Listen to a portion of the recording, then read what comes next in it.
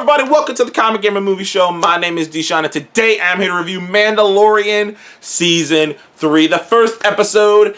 And good God have mercy, it is good to be back in Star Wars. Now, as I said before, I loved Andor. Thought Andor was an amazing different take, a more grounded, a more almost HBO-esque take on Star Wars series, a more serious tone, a more dramatic tone. It was a great example that Star Wars can be many things. It doesn't have to just be bombastic action, cool action and special effects. It can be so many other things. It can be a very deep, almost like historical-esque genre as well. And you know, Andor was so great for that. It was so well written. You know, it potentially is the best written thing in Star Wars history. So Andor was fantastic, and I had a great time with Andor.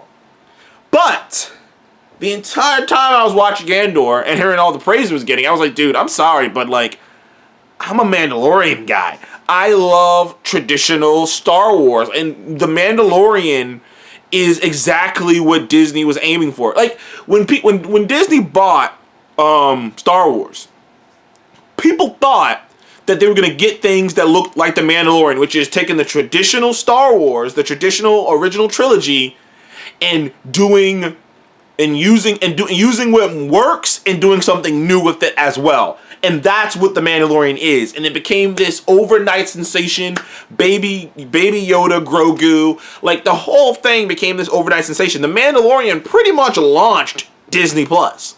Like, The Mandalorian is still the best thing that Disney Plus has ever put out, in my opinion. And it's one of the best shows all year. I love it so much. It made me a Star Wars fan. Because, don't get me wrong, I was always a fan of Star Wars.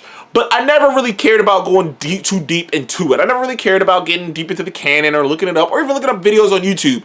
The Mandalorian made me more curious. The Mandalorian made me want to go back and watch Clone Wars.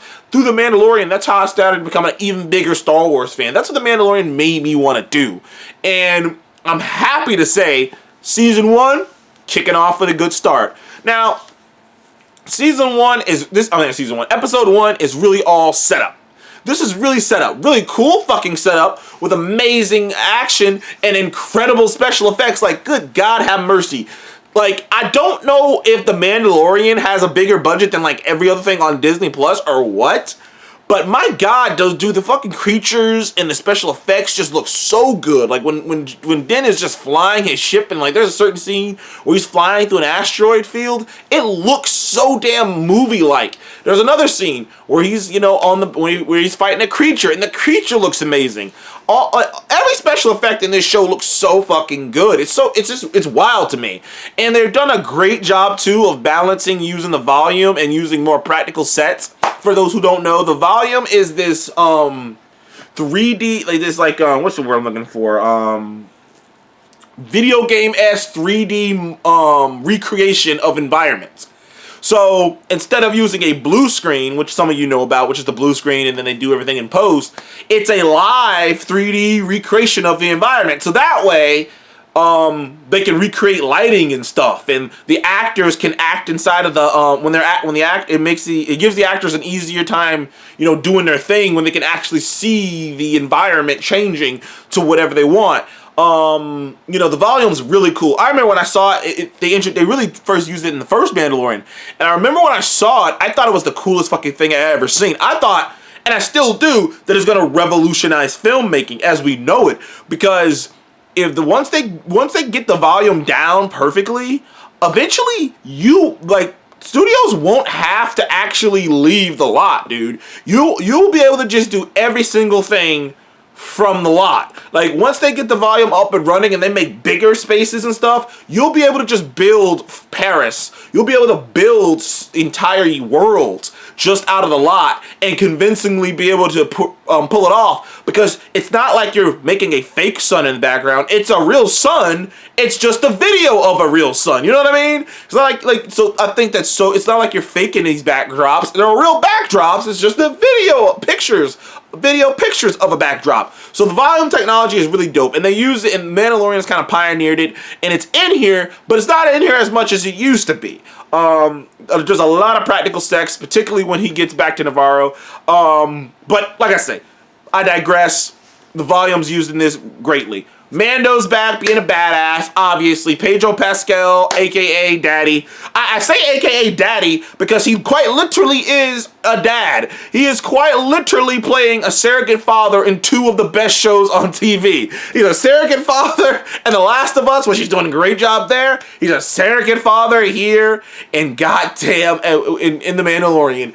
It's so crazy that one man is playing such similar roles, both very differently, very greatly. Pedro Pascal is like, I don't know, he's quickly becoming my favorite actor in Hollywood. I love that guy.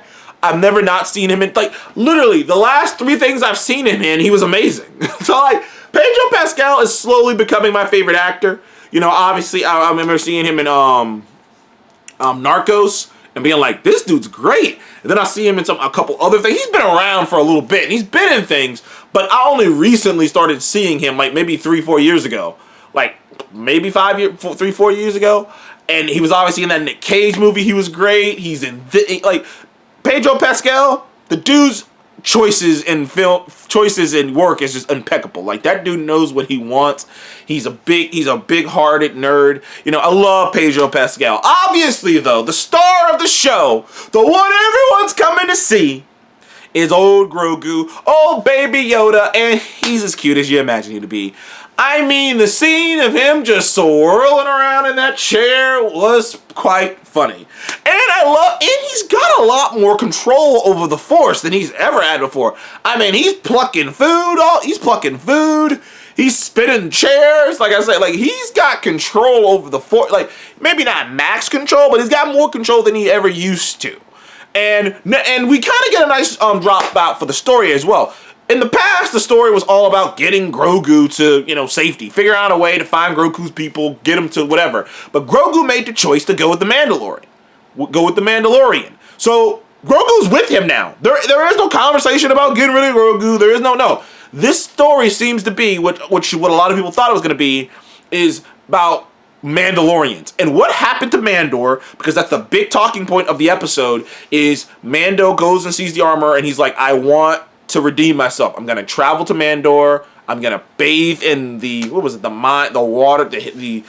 hidden waters under the mine of whatever, under the secret mine or whatever, and I'm gonna redeem myself, and that way I could be a Mandalorian again. Because as some of you know, when he took his helmet off in season 2, it kind of made him not a Mandalorian in most of their eyes, and his own, you know, people's eyes. So he wants to go and redeem himself, but no one knows what happened to Mandalore. Now, like, the thing about whatever happened to Mandalore, no one really knows, and, like, I'm sure there are, like, legend comics about it, but the idea that it was glass, the idea that the Empire just straight up, like, hit it with, like, some type of, like, superheat shit and turned the entire planet into glass. Like, they made it completely inhabitable. The idea that that's what happened is up in the air. No one really knows. There's all these questions and stuff. Now, Mando did find a piece of artifact that kind of insinuates that the planet, at the very least, the planet isn't poisoned. At the very least, you can go to the planet and it's not poisoned, though it may still be glass. We don't know. But that's the big mission in the season.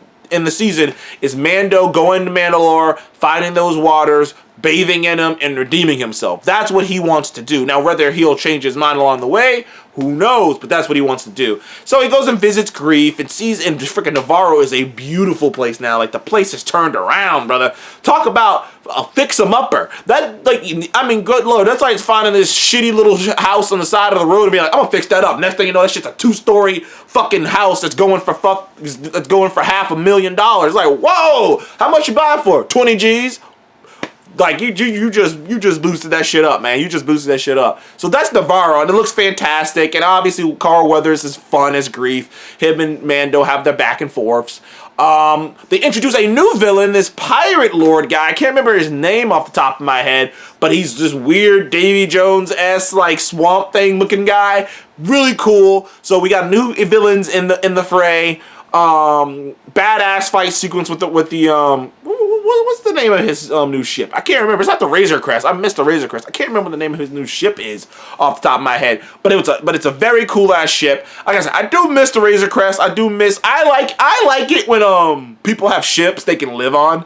Like, I don't know why, because in my brain I always think if I had a spaceship, I would want to be like, because you know your car. I think of it like your car. I can sleep in the back of my car, you know what I mean?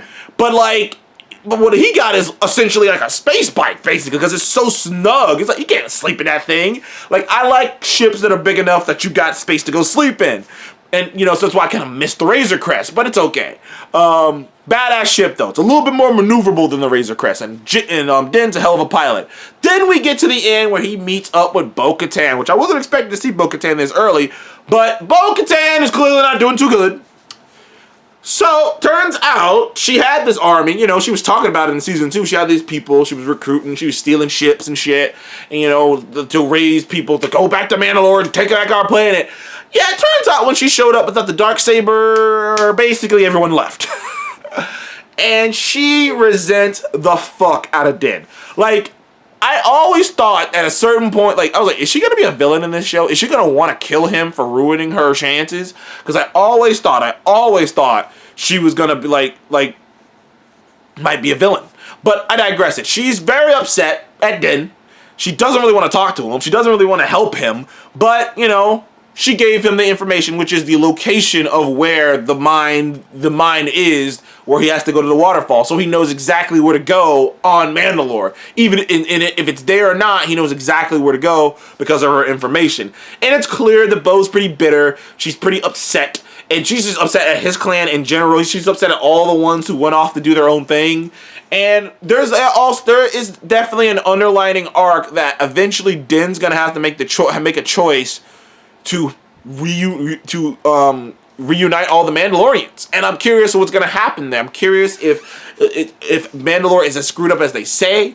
Also, Din's trying to bring back the IG droid, you know, voiced by Taika Waititi. So now he has to find a part 2. So there's a nice little side mission going on where he has to find a very rare part to put back the IG unit. So he's got that side thing going on. Also, he's got this pirate king up his ass who's very upset, knows exactly who he is, and is pissed at him. You got Bo-Katan who's pissed at him because of what he did. So there's a lot happening this season, and I'm excited to watch all of it. I give this first episode of The Mandalorian, season 3, a 9 out of 10. Loved it. Anyways, thank you guys for joining the Comic Game Movie Show. Please like, subscribe, and I'll see you guys on the next one. Goodbye.